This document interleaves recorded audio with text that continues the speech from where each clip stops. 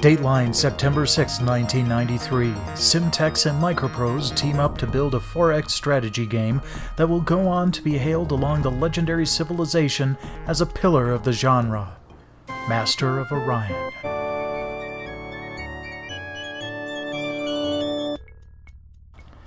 This was the second IBM PC game I really ever got into, after the aforementioned Civilization.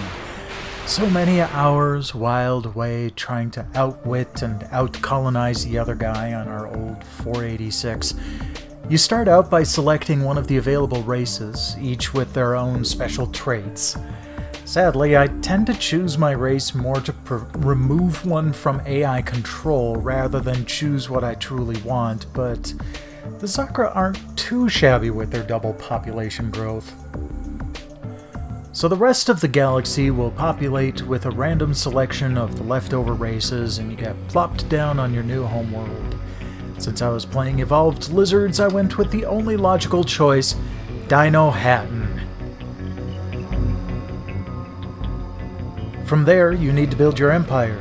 You're given a colony ship and a pair of scouts at first to kickstart your mission of expansion and search for the legendary Orion system.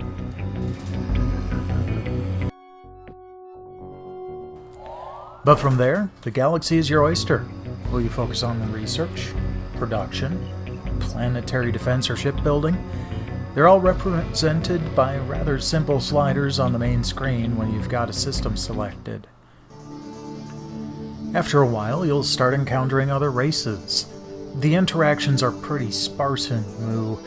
You'll want to assign some defensive spies right away, but hold off on offensive spy actions of your own until you've got more of an upper hand. Seeking an audience with an ambassador allows more detail, from trade negotiations to forging alliances. You'll need to butter them up quite a bit over in-game decades before proposing the latter, though.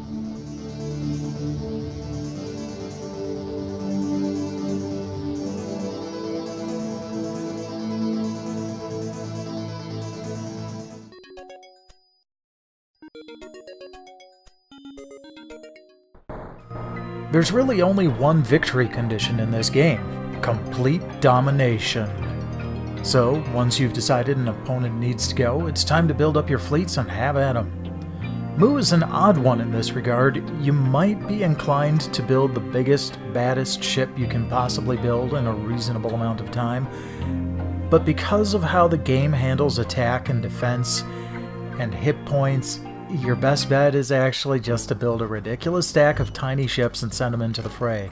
It's weird, but it sure works.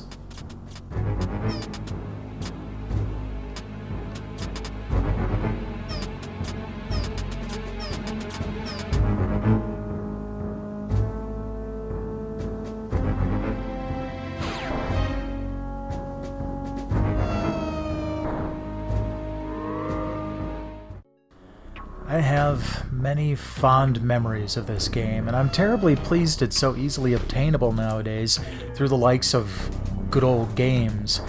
It's also fun to play on a tablet version of DOSBox, but honestly, if you really want to play this sort of game, I'd recommend Master of Orion 2.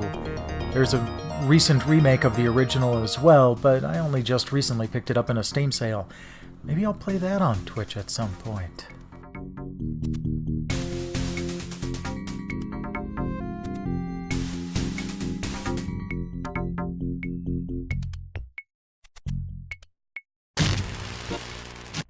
I appreciate every human and loyal Sakra who's viewing this video, and implore them all to share, like, subscribe, spread the word. I will be back next week with a first trophy feature.